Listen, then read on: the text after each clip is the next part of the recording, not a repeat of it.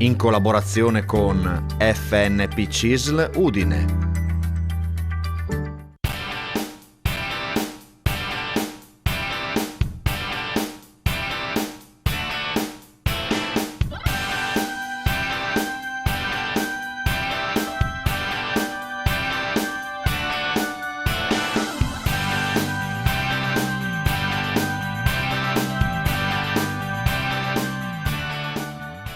Un saluto ai nostri amici telespettatori, eccoci puntuali come ogni mercoledì con la rubrica Sportello Pensionati. Vediamo subito chi c'è in studio con noi oggi. Accanto a me Iris Morassi, che è segretaria generale dell'FNP CISL di Udine e della Bassa Friulana. Dopo tanto tempo. Come? Dopo tanto tempo. Dopo tanto tempo, eh sì, è da un po' che non ci si vede. Sì. Ecco, quindi contenta, sì, contenta entrambi di vederci. Siamo in presenza. Infatti. E ringraziamo anche per la sua presenza Ivano Monguzzi, che è coordinatore RLS dell'FNP di Tricesimo, sempre Perfetto. FNP CISL Tricesimo. La zona di Tricesimo. Della zona di Tricesimo. Ormai sei una di noi, dai. Conosce tutti. Ormai, no? Ormai. Allora, con che cosa cominciamo oggi? Con le belle notizie, con i commenti alle belle notizie, certo, per quanto riguarda le case di riposo. Cominciamo con un segno di speranza, voglia di ripresa. Comincerei con l'auspicio di arrivare finalmente in zona bianca e di poter... Siamo stati bravi, è la giusta ricompensa, l'importante è tenere conto di tutto quello che ci viene richiesto di fare anche una volta passati in zona bianca. Ecco, però appunto stare molto attenti perché insomma abbiamo imparato la lezione, no? Perché siamo in zona bianca tutti felici, tutti contenti, sì, ma con molta cautela, no? Devo dire, ecco, che ci siamo battuti veramente tantissimo, tutte le regioni d'Italia, compreso il livello nazionale, per...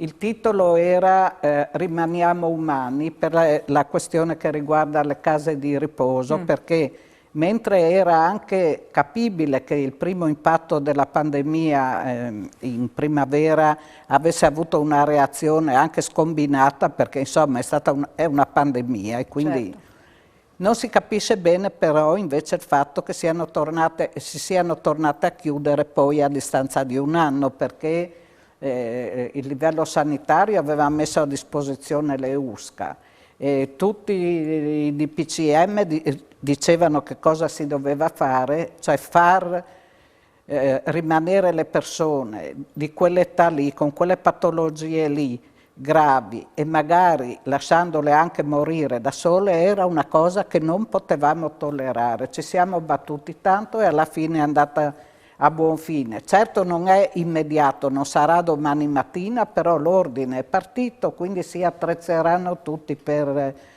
appunto dare questa opportunità, magari facendo anche un tampone rapido, queste cose qua, che poi è passato anche fatto, anche questa è una bella notizia, la dobbiamo dire, un tampone salivare fatto da una nostra azienda friulana, quindi anche questa è una gran bella notizia.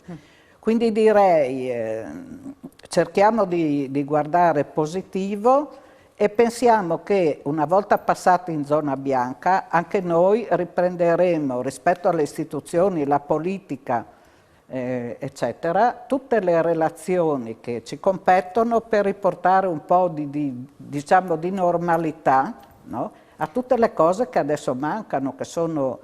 le cure, perché gli ospedali oberati hanno smesso le cure per alcune cose non urgentissime, hanno addirittura disdetto appuntamenti, quindi la gente è preoccupata per questo. Tutte queste cose noi le riprenderemo in mano e sicuramente andremo a chiedere di tornare a portare la nostra regione sia a livello sanitario che sociale, perché veramente quello che fa anche ha molte lacune adesso è anche il socio-assistenziale, si è bloccato tutto. Ci saranno tante cose, tanti aspetti a cui porre mano nuovamente, e soprattutto la sanità territoriale, perché è quella poi che se marcerà quella tutte le cose poi andranno come un puzzle piano piano a regime. Ecco, che potrebbe essere questa l'occasione buona per farla partire ben organizzata in maniera definitiva, no? Ci sono stati tanti tentativi prima e esatto. adesso... Se non la facciamo dopo 2 tentativi da aree diverse, dico poi andiamo nell'angolino della vergogna, che dici tu? È sempre pungente Iris, sempre pungente. Ivano, sì. Ci sono delle scadenze, perché chiaramente la nostra certo. no, è anche una trasmissione di servizio per far capire, per ricordare alle persone che ci sono delle scadenze imminenti, per ricordare delle date importanti. Sì. Quindi sì. Con cosa cominciamo? Beh, la prima sappiamo la pensione, no? L'erogazione. Le modalità di pagamento della pensione sì, sono quelle le abbiamo solite, già detti. È inutile neanche ripetere, però è ovvio che prosegue. Anche questa volta saranno le queste possibilità. Modalità che tutti stanno già facendo, sì. soprattutto per quelli che non hanno l'accredito sul conto corrente, sì. ma vanno ancora direttamente a percepirla presso l'ufficio postale, eccetera.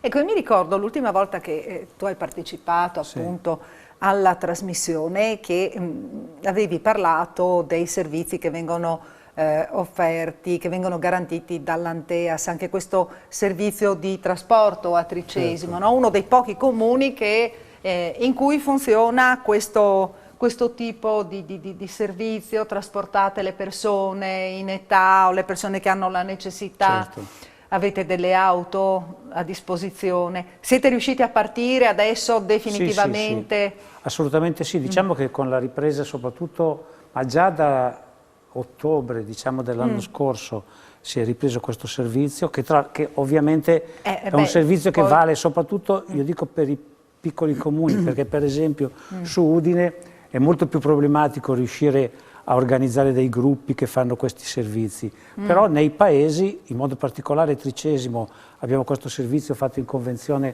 col comune di Tricesimo che funziona bene. Noi mediamente ogni settimana variamo da 3 a 4 giornate dove c'è comunque sempre un servizio. Per esempio in questa fase stiamo facendo diversi servizi per persone che hanno bisogno di fare il vaccino o che vengono portati o alle manifatture a Gemona oppure in fiera, quindi il servizio ha preso, funziona. Tra le altre cose speriamo, come veniva detto, che se andiamo in zona bianca e ci rimaniamo, perché il problema è questo. L'importante è rimanere. Noi stiamo aspettando. Perché abbiamo avuto altri esempi, no? Ah, sì, che bello, siamo in zona bianca, stiamo aspettando, siamo in zona bianca, tra l'altro, pochi giorni dopo sono finiti. Esatto, noi stiamo aspettando da ottobre di inaugurare la sede nuova dell'Anteas a Tricesimo, fatta ovviamente in collaborazione con l'amministrazione comunale, solo che tutto viene sempre rimandato perché fin quando non è possibile essere in presenza non ha né senso né logica fare un'iniziativa di questo tipo. Si aspettano tempi migliori, no? Per poter festeggiare degnamente un evento.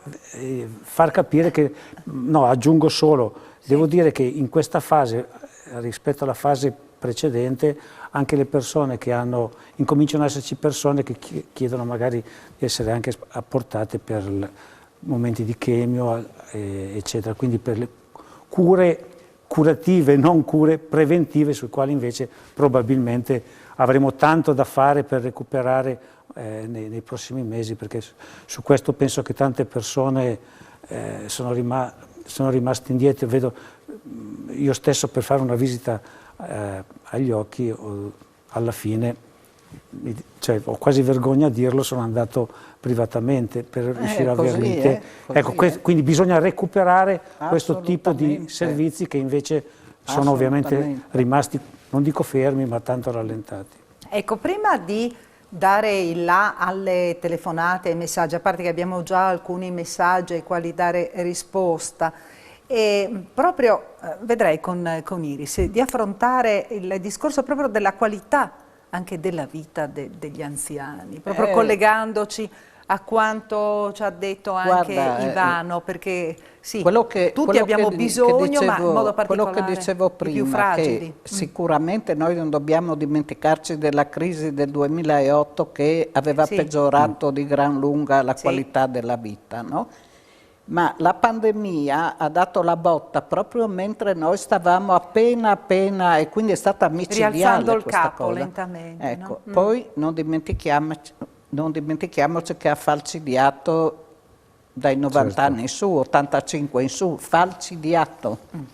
E anche questo comunque ha inciso veramente negativamente. Però poi c'è quello che ci dice il Censis, no? Che è veramente una cosa tremenda, l'aumento esponenziale delle povertà, l'aumento esponenziale delle cure psicosomatiche, dell'utilizzo di calmanti, psicofarmaci, eccetera. No? Quindi la solitudine, l'isolamento e tutte queste cose qua, cioè da qualunque punto di vista lo si guardi.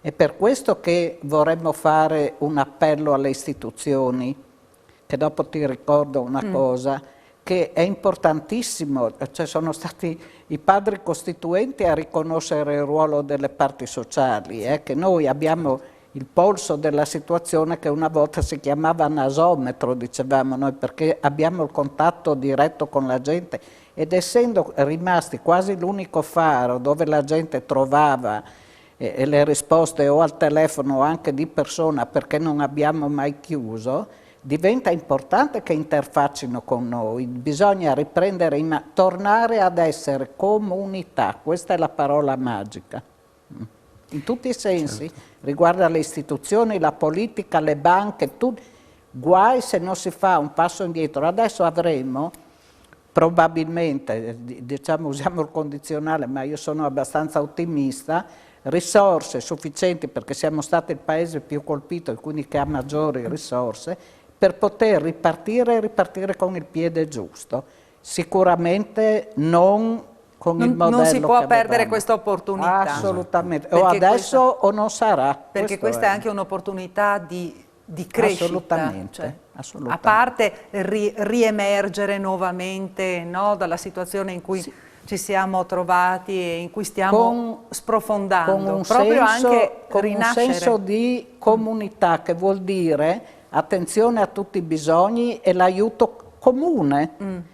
Se invece ognuno guarda il proprio orticello non ci siamo, ecco. E soprattutto la politica deve, con la P, ma intesa come polis, che ha il suo significato, deve tornare ad interessarsi non al bene del partito che lo manda in quel luogo, ma al bene di chi vota. Questa è la ricetta magica, che poi magica non è. Bene, prima di farci la piccola pausa, sempre bella, sempre pungente, frizzante, Iris, che ricordiamo ha un passato, no, nel sindacato. Da quanti anni sei? 50 e rotti anni. Ho fatto le nozze d'oro con la CISL. E vi ricordo che se volete potete intervenire, chiaramente dopo la pubblicità, perché adesso ci faremo una piccola pausa.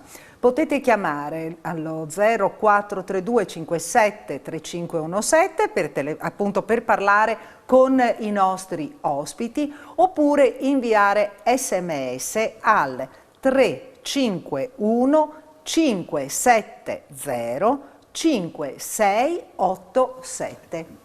E noi adesso qui riposiamo qualche minuto, ci ritroviamo tra poco, rimanete con noi.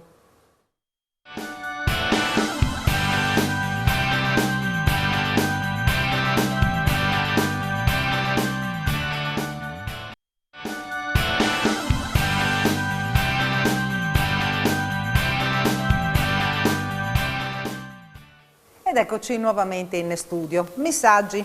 Buonasera, 64 anni e 22 di contributi. Quando vado in pensione sono donna. Chi risponde? Iris o Ivano? Direi Ivano che fa il tecnico della situazione. Non c'è molto da aggiungere, se non il fatto che avendo solo 22 anni di contributi non ha neanche possibilità dell'opzione donna e quindi inevitabilmente andrà all'età prevista, che adesso è 67. Quindi purtroppo non ci sono molte possibilità di natura differente. La invitiamo comunque, nel caso in cui la persona abbia delle incertezze anche sulla sua storia contributiva, di telefonare alle sedi CISL, al patronato, in modo tale che si possa magari fissare anche un appuntamento per vedere con più precisione esattamente cosa fare, ma così, per come è stata formulata la domanda, direi che questa è la risposta. Ho iniziato a lavorare nell'88 a 15 anni. Ho sempre lavorato a turno, su 3 turni. Ho diritto a qualche agevolazione tipo lavori usuranti o precoci? In che settore? Sì. E qui non lo specifica? È fondamentale. È fondamentale Sì. questo? Diciamo che se ha lavorato su 3 turni e quindi con periodicità, e quindi vuol dire che è arrivata mediamente ogni anno alle sue 65-70 notti all'anno, in questo caso c'è la possibilità di ricorrere, però per l'età e il numero di contributi ovviamente questa sarà una cosa che dovrà ovviamente vedere più avanti. Diciamo che quando mancheranno 2 o 3 anni o all'anzianità o alla vecchiaia, a secondo della situazione, vale la pena che la persona si rechi alle sedi del patronato per chiedere un estratto conto certificativo in modo che possa avere la situazione precisa, chiara, soprattutto anche in merito alle noti, per calcolare bene quando sarà la sua possibile uscita. Ecco, e poi abbiamo il messaggio del signor Paolo. È un messaggio lunghissimo, io cerco di riassumerlo. È un artigiano che ha 72 anni compiuti, nato nel 49, ha sempre versato tutti i contributi. In sostanza il signor Paolo dice che la pensione è bassa rispetto a tutti i contributi che lui ha versato e anche la rivalutazione della pensione è troppo, l'adeguamento è troppo basso. Quindi che cosa si può fare quando le persone si lamentano e dicono che hanno versato tanti contributi e però la pensione non pare che corrisponda a tutti i contributi che hanno versato? Intanto fare un controllo. Sì, no, minimo. Il controllo, poi sai dire versato tanto, bisogna anche poi vedere. bisogna appunto vedere un Però attimo. per quanto riguarda invece la rivalutazione è una battaglia che stiamo facendo da anni perché è stata sospesa. Adesso almeno dalle notizie che ci arrivano dal nazionale pare che una dichiarazione di intenti, però ripeto non voglio illudere le persone, comunque è una cosa che abbiamo impugnato fin da subito perché noi abbiamo affidato, non è una regalia la pensione, abbiamo affidato... Ma tanti sono convinti che sia una regalia, come tanti sono convinti che il lavoratore che versa adesso i contributi che sta pagando i contributi per pagare le pensioni di chi è andato in pensione anni fa. Questa è convinzione comune. Questo sarebbe un altro discorso da affrontare. Però a me piacerebbe che voi chiariste le idee. Però bisognerebbe farlo non... Cioè in una trasmissione deputata, perché veramente la gente ha bisogno di spiegazioni. Sì, ha bisogno di chiarezza. Esatto, però quando diciamo che va bene ai governi, ai tanti governi che si sono succeduti, comunque di andare a toccare nelle tasche sicure, perché noi non possiamo dire non te li diamo, perché se li prendono. E quindi questo nell'arco degli anni, a partire dagli anni 90 in poi, oltre il 35%, ci avviciniamo forse al 40%, no? Di tassazione contro, per dire, il 4% della Germania, una cosa fuori dai seminati. Ma se poi neanche me la rivaluti, tu, quel contratto che abbiamo fatto all'inizio con te, no? Quell'accordo che abbiamo fatto con te, che tu ci preservi anche dalle svalutazioni, da queste cose qua, con la rivalutazione, hai fatto un atto veramente che, non vorrei dire una cosa troppo pesante, ma insomma sicuramente scorretto, ecco, diciamo un eufemismo. Blocchiamo. Si autoblocca. E quindi ci siamo, siamo sul pezzo, stiamo trattando a livello nazionale, ripeto, senza farsi tante illusioni, ma verremo qui a dirlo subitissimo quando passerà. Se passerà, speriamo. È comunque un ritorno di giustizia rispetto a un accordo non rispettato. Ci sono i presupposti secondo te, Iris? Poi sentiamo anche Ivano. Diciamo solo che tra l'altro questo blocco è stato un grande problema, e io lo dico in una battuta, meno male che l'inflazione era un po' bassa, perché se noi avessimo avuto un'inflazione più alta di quella che c'è stata in questi anni, le nostre pensioni sarebbero state non solo avrebbero perso un po' di potere di acquisto, ma sarebbero state proprio letteralmente taglieggiate. Quindi rimettere a posto in modo definitivo questo meccanismo della rivalutazione è cosa fondamentale di cui questo governo si deve assumere. E, insomma, è un governo di unità nazionale, se non lo fa un governo se non lo fanno adesso poi non si sarà quindi dura. Occorre veramente che su questo si faccia di più. Quindi secondo te, Iris, ci sono i presupposti? Sì. Le prime risposte al sindacato quali sono state? Perché ritengo che il sindacato abbia fatto sentire la propria voce. Hanno un tavolo dove c'è la Confederazione insieme alla Federazione dei Pensionati, quindi hanno una forza con la triplice poi, quindi è centuplicata la forza.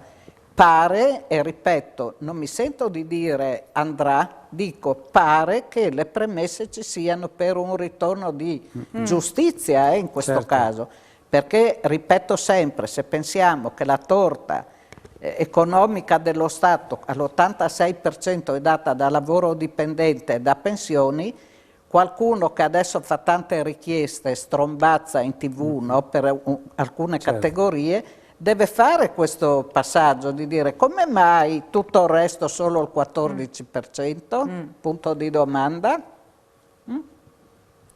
Sì, infatti quella domanda che poneva la persona che ha mandato il messaggio va proprio a incidere su queste cose che diceva Iris, perché è ovvio che se il lavoratore autonomo ha versato il minimo di quello che uno ha fatto nel corso di 30 anni di lavoro, indubbiamente purtroppo la pensione sarà bassa, perché occorre proprio che invece il versamento sia sulla base, il 33% deve essere fatto sullo stipendio vero. Faccio un esempio, sono stata chiamata da una persona che voleva dei chiarimenti, sono andata a casa sua proprio, perché diceva, io ho lavorato all'estero con un lavoro anche importante, no? E avevo uno stipendio importante. Poi abbiamo deciso di tornare in Italia, abbiamo preso questa attività commerciale, no? Come mai io prendo così pochi soldi? Ho detto, è semplice la risposta, perché ho detto, guarda i versamenti fatti. La differenza fra... dopo alla fine loro ti fanno nell'arco della vita e tu gli ultimi 20 anni che hai fatto il commerciante hai versato il minimo. Ma la mia commercialista mi ha consigliato. Ma vai dalla tua commercialista e di che ti paghi quello che ti manca. Cosa vuoi ti dica io? Sì, quindi bisogna informarsi anche molto bene. Assolutamente sì, informarsi perché certe volte... non è tantissima la differenza, ma non si può... E magari per una piccola differenza non si può consigliare solo a risparmiare, ma a pensare anche a quello che succederà. Quando non lavori più è importante quanto è capito. Ho cominciato a lavorare nell'80 e prima del 95 ho perso 9 mesi di contributi. Poi ho lavorato fino ad oggi in maniera continuativa. Li posso recuperare questi mesi anche pagando volontariamente? Dipende quei mesi, cioè che cosa, non ho capito bene. Che ha cominciato a lavorare nell'80 e prima del 95 ha perso 9 mesi di contributi. Poi ha lavorato e non me lo mette. Ma il problema vero è che il recupero dipende molto da che cosa vuol fare uno, perché non c'è un meccanismo automatico. Se la persona che dipende a quanti abbiamo una telefonata. Sì. Vediamo se è la stessa che magari ci ha scritto, oppure invitiamo la persona appunto che ha scritto il messaggio a telefonare, che così potete avere maggiori chiarimenti anche per quanto riguarda la richiesta. Sentiamo chi c'è in linea adesso. Pronto? Buonasera, con chi parliamo? Buonasera, sono Andrea, mi chiamo da Udine. Buonasera signor Andrea. Non sono il signore del messaggio. Io ho appena visto questa trasmissione, ho visto lo sportello del pensionato, siccome ho un dubbio su quanto concerne la mia pensione, allora volevo capire se c'era qualcuno in grado di potermi spiegare le dinamiche di come vengono applicati ai militari gli aumenti che sono stati legiferati nell'ultimo contratto di lavoro, no? Mi spiego meglio. Io sono andato in pensione ad agosto del 2016 e nel 2018 sono stati fatti degli aumenti per il personale militare. Dopo 10 anni che non c'erano contratti è stato applicato un contratto che è stato esteso anche a noi che eravamo andati via nel periodo 2016-2018. Ma cosa militare? E praticamente l'INPS ha proceduto a fare un conguaglio materialmente di 8 euro al mese, no? Il mio conguaglio netto di pensione, quando chi era in servizio ha percepito circa 200 euro. No? Quindi cioè, in pensione il conguaglio ammontava a una certa cifra che era 8 euro. Se lei fosse rimasto in servizio il conguaglio era superiore, è questo quello che lei ci stava spiegando? Il conguaglio, parlo del conguaglio mensile proprio, cioè al mese. Sì. È venuto fuori un conguaglio di 8 euro, anziché prendere per intero così come era scritto così come è scritto nella legge. Nella legge c'è scritto di estendere al personale che è andato in pensione nel periodo 1 gennaio 2016, 31/12/2018, di dare per intero i vari aumenti che sono scaglionati sempre, no? 1 gennaio 2016, 2017 e così 2018. No? Praticamente io ho parlato con sa cosa? Anche qui guardano un attimo perplessi, no? Forse per avere la questione sarebbe meglio che venisse da voi a vedere. È troppo complicato. È complicato anche dare una risposta in televisione. Anche perché la questione dei militari è una questione molto complessa, che è anche a insindacabile giudizio. Soprattutto se non è il militare quello, come dire, di leva, ma è l'altro. Noi sinceramente forse su quello mancherebbe un po' di competenza anche nostra, nel senso che in realtà anche per le pratiche per esempio pensionistiche noi dividiamo sempre tra il privato e il pubblico, no? E quindi perché sono proprio modalità diverse. Proprio i militari in modo e poi i militari ancora di più hanno... E quindi è meglio che venga in uno degli sportelli vostri, no? Esatto. Con tutte le carte, se non altro in a far modo vedere. di poter valutare esattamente bene e ovviamente di venire, telefonare, fissare l'appuntamento. Con tutta la documentazione, perché è veramente molto complesso. È complicata, è una cosa complicata. La ringraziamo per aver chiamato. Purtroppo da quando hanno smantellato l'INPDAP è questo il problema maggiore, da quando hanno smantellato l'INPDAP. Però se lei telefona... non ne capisce niente di cose militari. Ecco, però se lei telefona in questo caso all'INAS, no? All'INAS CISL, prende appuntamento al patronato e lì ci sono delle persone che le danno le risposte, perché sono lì, sono presenti, solo che chiaramente bisogna prendere appuntamento. Carte sotto mano. Con tutte le carte, tutte le indicazioni possibili, no? Per avere la risposta. Va bene? Ovviamente. Grazie a lei. Grazie per aver chiamato, buonasera. Ci facciamo un'altra piccola pausa. Ci ritroviamo qui in studio tra poco, rimanete con noi.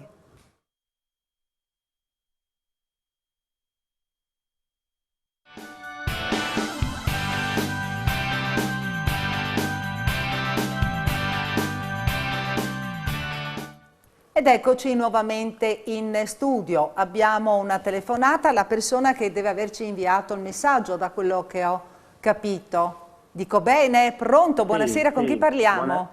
Adriano. Ecco, magari se in regia, chiedo scusa, Adriano, no?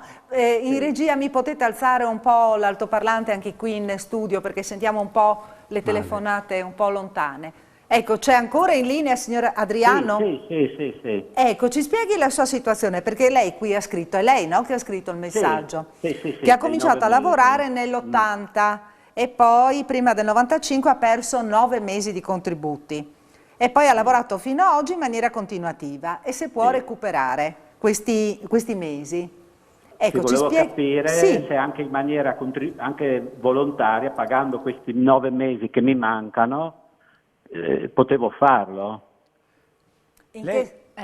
Gli chiedo io, lei ha già l'estratto conto certificativo dell'INPS? No, non ce l'ho. Allora direi che è il primo passaggio da fare, perché siccome lei diceva dall'80, quindi potrebbe avere quasi 40, cioè più di 40 anni di contributi. Sì, oggi ho 40 anni. Ecco, allora in questo caso la cosa migliore da fare è fare subito un estratto conto certificativo, in modo di avere la situazione precisa per sapere quando con la pensione di anzianità può uscire, e in base a quello si fa una valutazione se recuperare o meno quei 9 mesi. Però prima bisogna sapere con precisione per evitare di pagare inutilmente un recupero. Giusto.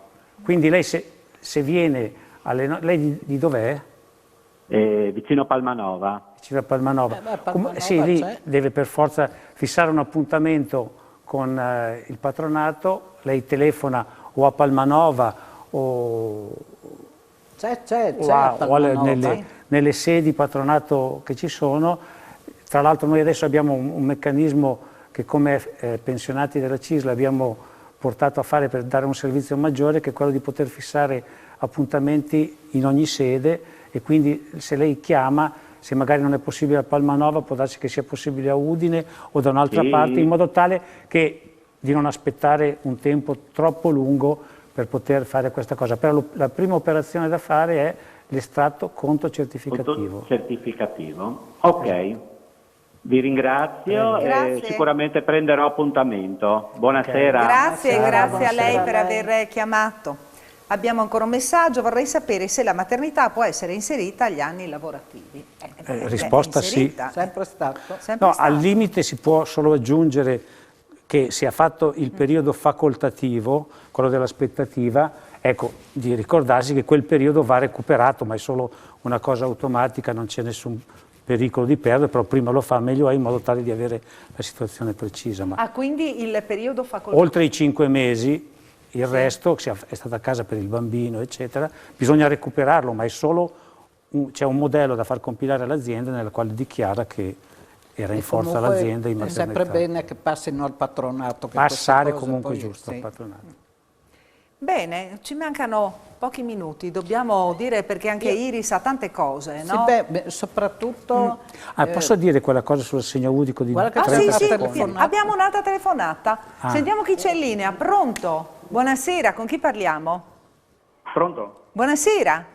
Pronto, sono Renato da Pordenone. Buonasera, signor Renato. Prego. Buonasera. Volevo chiedere un'informazione al signore. Sì. Io sono andato in pensione da una decina d'anni, però da 2 o 3 anni mia moglie non lavora più.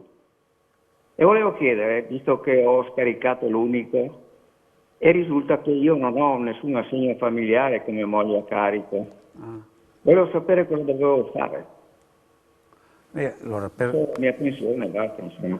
Per quanto riguarda la questione dell'assegno unico e dell'assegno familiare, allora, per il momento la legge nuova non è ancora attuativa, nel senso che mancano ancora i decreti attuativi, riguarderà comunque tutte le persone, sia quelle che hanno lavoro dipendente e lavoratori autonomi, e questa è la prima grande novità. E poi l'assegno verrà dato in base, ovviamente, anche per una fetta per tutti, in base a quanti figli, 1 figlio, 2 figli, fino a 18 anni.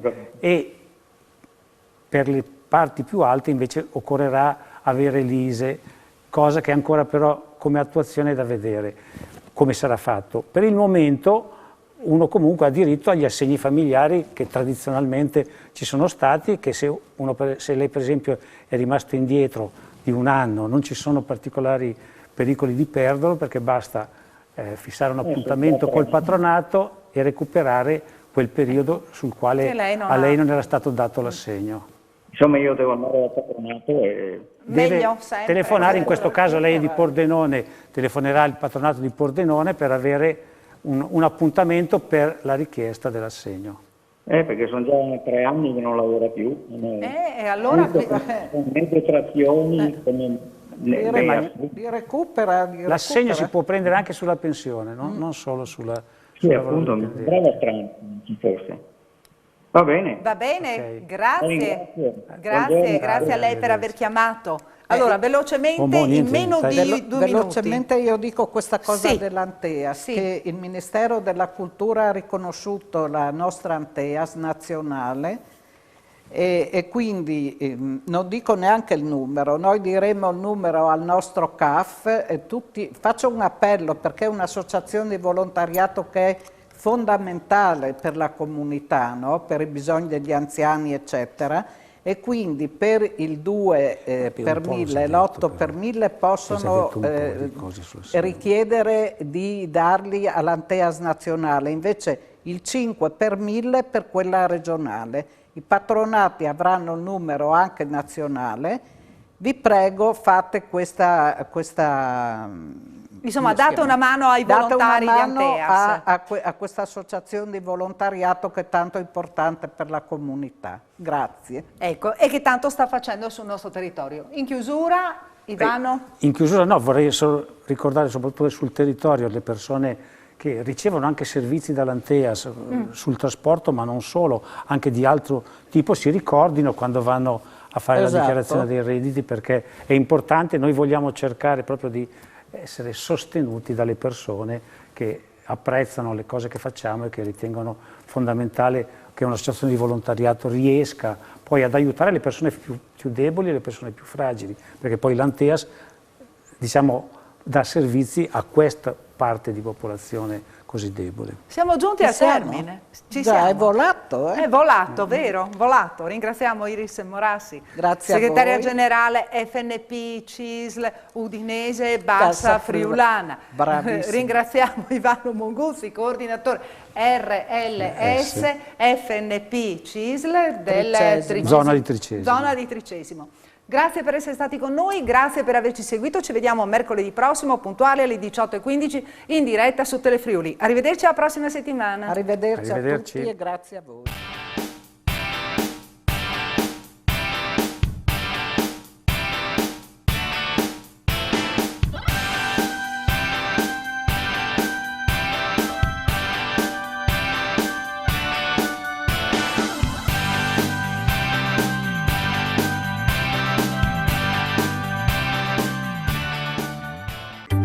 In collaborazione con FNP CISL Udine.